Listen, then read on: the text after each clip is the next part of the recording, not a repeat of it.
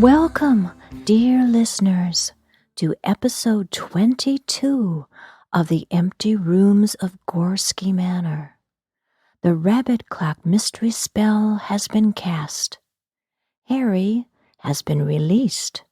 To the delight of the sisters, Simon, Feathers, Shadows, the endless inhabitants of the manor, and most of all, myself.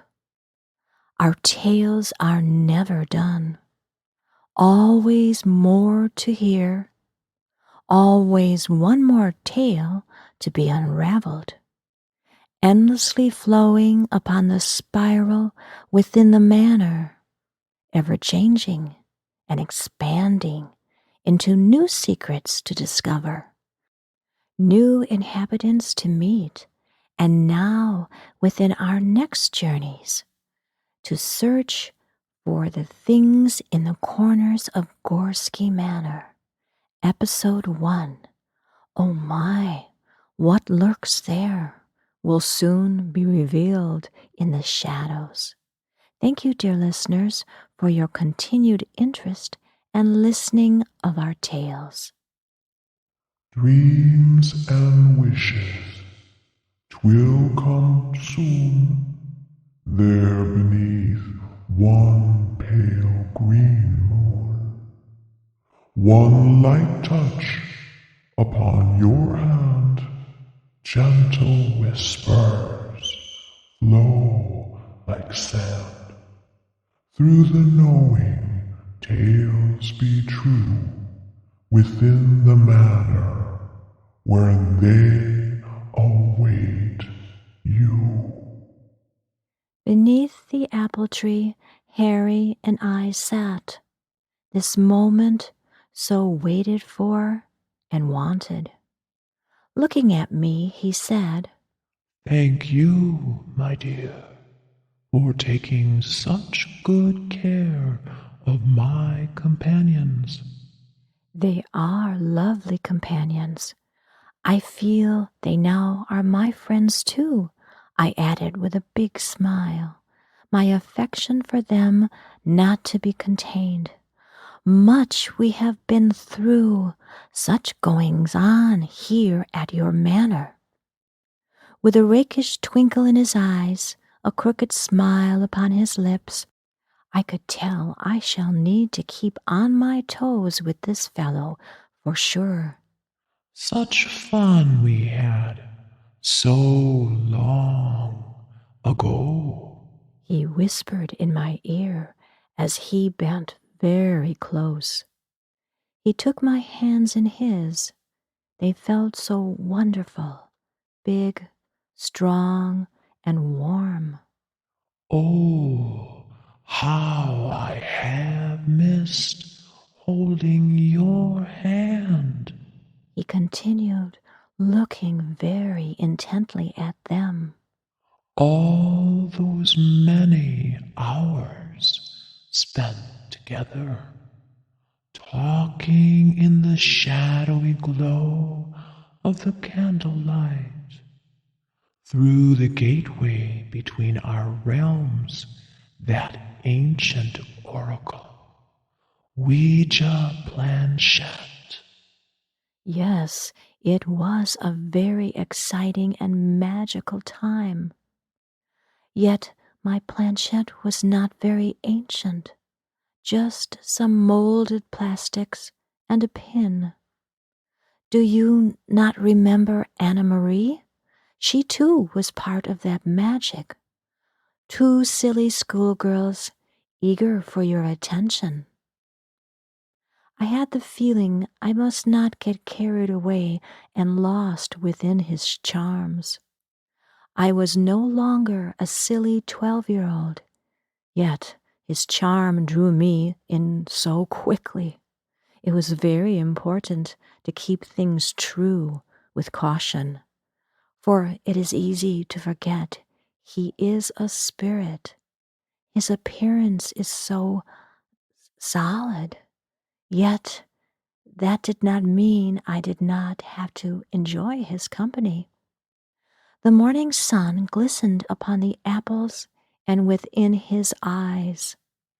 Now, my dear, what new times we shall have together. He chuckled, sensing my hesitancy. He gallantly stood up and with a bow offered his hand. Shall we begin? He asked. I was shocked at this. Harry, can we not just sit here and talk for a time? There is so much to understand, so much that is unclear that I would truly love some clarity on. Love. He laughed as he extended his hand once again. Quite a strong word, would you not say, my dear? There is plenty of time to talk of love. Shall we seek the lovely Anna Marie? What? Escaped from my lips. Anna? Can we do that? Oh, she has not passed, I hope. I cried with great heartache at the thought, for she was 2 years my younger. Oh no, He said quickly with concern. she remains alive within her current life. What we seek is your Ouija board, for it is here within the manor. Through it, we can try to speak to her, just as you both had spoken to me. What? Escaped from my lips again. How can that be? I saw my mother toss it into the garbage can and later that day taken away to the dump. The image of my Ouija board appeared in my thoughts. I saw it covered in holy water, splashed by my mother. Cracks upon it where she had tried to smash it into pieces, but the board had remained whole, waiting for what fate was to come. Our connection was and is very special to me. He began, sitting back down on the bench, giving in to my unwillingness to move at this moment. I couldn't help the look I gave him, my feelings written across my face, me unable to hide them. His glance confirmed what he already knew, that my affection was deep and still strong for him after all this time. The pleasure on his face, a look of superiority, a look that made me feel defensive and indignant. He will have to win my friendship. I returned his look with a frown of disapproval. We are not the same people we were so long ago, I calmly stated. Who you are needs to be explained. Changing the subject, he said with a serious tone, Thank you for completing the spell and releasing me from that continuous trial I have endured. I am forever in your debt. He shared with great honesty across his face. Are you now free? I began. Will you remain at the manor, or must you move on to wherever your next journey takes you? Interesting question, He said, rubbing his stubbly chin, his eyes glazing over as if looking into the future. Time will tell, I suspect. He said in a faraway whisper. Yet, For now, let me show you the manor. There is much within these walls. I think you will enjoy the hunt. For a moment his image blurred, and I saw a great white wolf in his place, its eyes holding that same sparkle of mischief, so strong in Harry's eyes of pale gray. Yes, here we be, my dear. Let us make the most of this time together. He extended his hand once again for me to join him. I still hesitated for a moment, thinking to all I have already seen within the manor, thinking to what more dwelled and lived, breathed, and walked these empty rooms and floors. I thought once again to all the times throughout the years my awareness had come upon him, again and again. May I ask you a question? I shared. Please do. Why were you hanged? I said, short and to the point. He didn't seem taken aback by this question, yet took his time to answer. Will you be disappointed if it be as you think? He offered, looking into my eyes. His intense look held me frozen, awaiting my response. This was a pivotal moment. I could feel my response was important, and the wrong one might end what has not yet begun. In my heart, I knew he had not been an angel.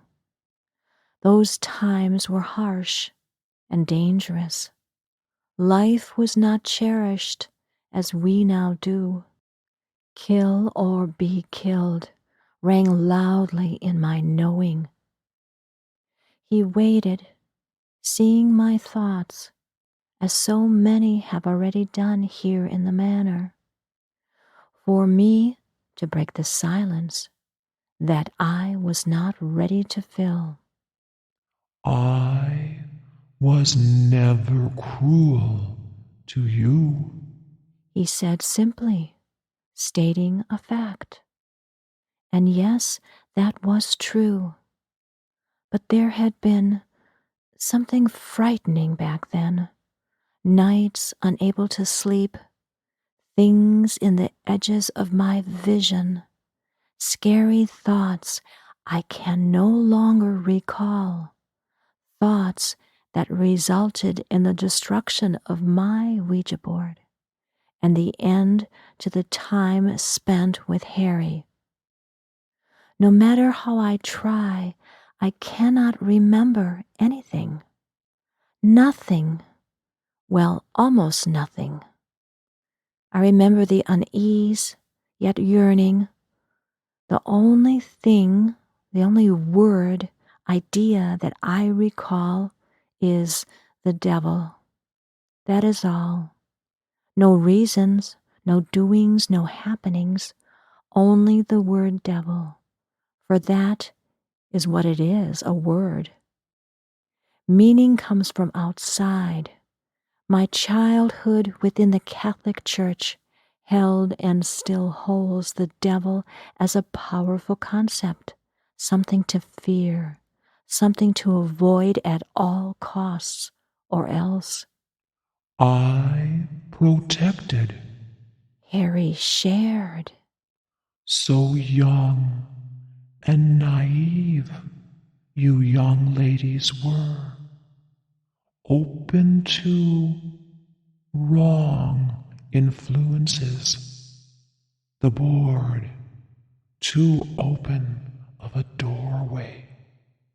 You without knowledge and skills to shield and protect yourself. I protected. he stated again. It still surrounds you. As I heard these words, I knew they were true.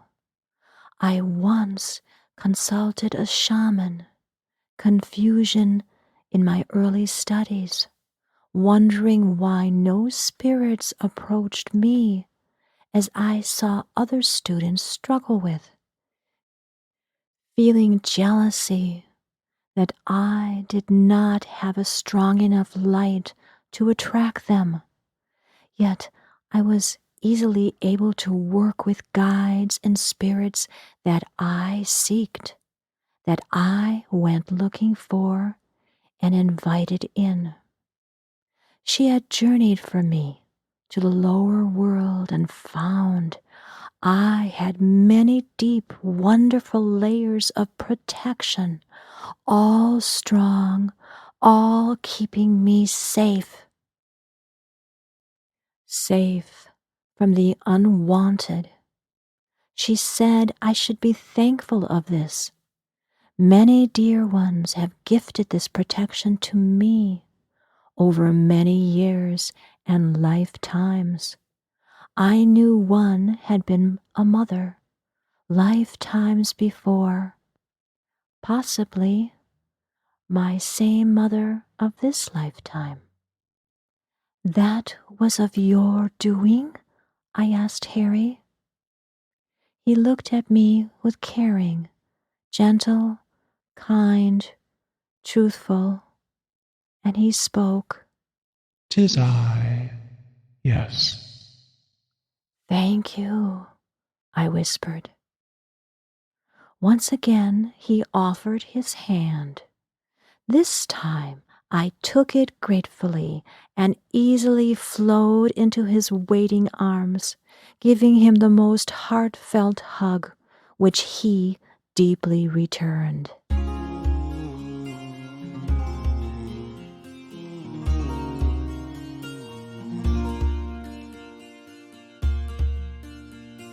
Don't go in the back room. Don't go in the rain. Don't go up the back stairs. What you find may cause you pain. Feel the icy cold air coming down the hall, creeping across the floorboards, creeping across the walls.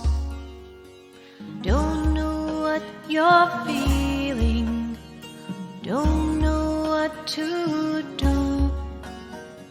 Don't go up the old back stairs unless you do.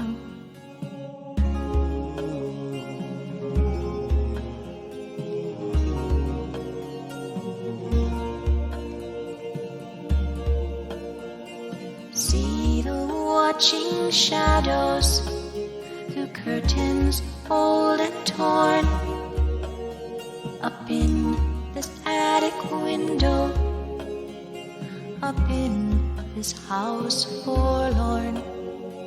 Don't know what you're feeling, don't know what to do. Don't go up the old back stairs unless you do.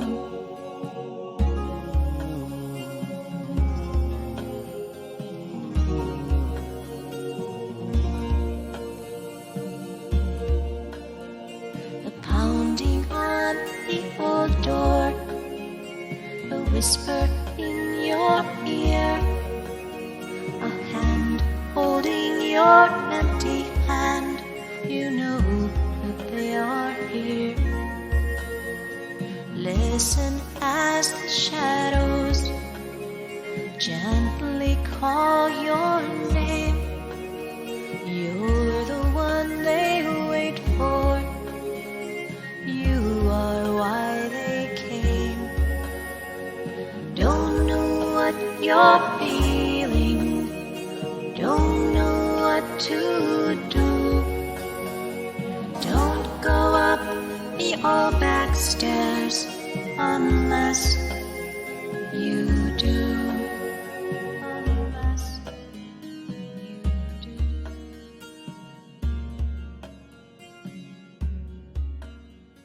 Harry, your name is most telling in the runes. Ah, the runes. Yes, ancient symbols, magics of my ancestors. We sailed from the North Baltic Sea so very long ago. The runes are welcome and a deep part of the manor. Yes, I know. They have been a great comfort and assistance on my journeys through the manor and with the spell. Yes, they were a big part of the reason you succeeded. Where is the manor located? I asked as the thought came to me.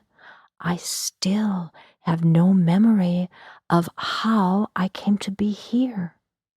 He looked at me, considering his answer. Then, making a decision, he offered, Tell me my name in the runes.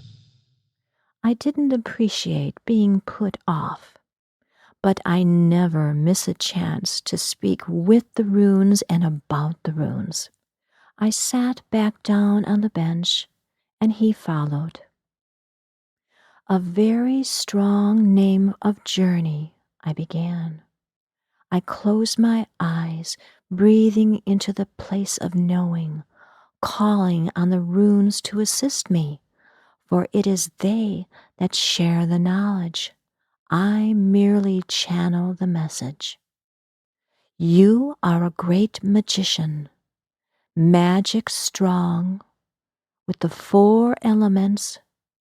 Your soul is ancient, as are the runes, almost infinite. H, Harry, Hagalaz, begins your energy, disruption, dangerous as a winter hailstorm, deep transformation, and eagerness to leap into the fray. A highwayman of the universe. And the letter A is for Ansus, the rune of endless search for great knowledge and experiences, able to hear the whispers others cannot. Just like Odin, who has his 2 ravens, you have your 2 companions, Feathers and Simon. You all make a most powerful trio. And then you have 2 R's, 2 runes of Rido, endless journeys, adventures, discoveries on many planes and in many realms, able to navigate them easily with charm, candor, and cleverness. I am sure you have many tales to be told. Yet they are the rune of weaving, a witch's rune of magics, walking the mist. And Y for Algies, the rune of protection, a skill you can cast and give to others as you have done to me. But more, a rune of one's path. So many forks upon each road, decisions to be made, which way to go, choosing a path you may not usually take. And with that I finished. We fell into silence, thinking to all that has just been shared. Well, my dear, shall we go to the back door? Up the back stairs? he asked with the most bewitching grin upon his lips. For me. They await. Blessings and hugs, dear listeners.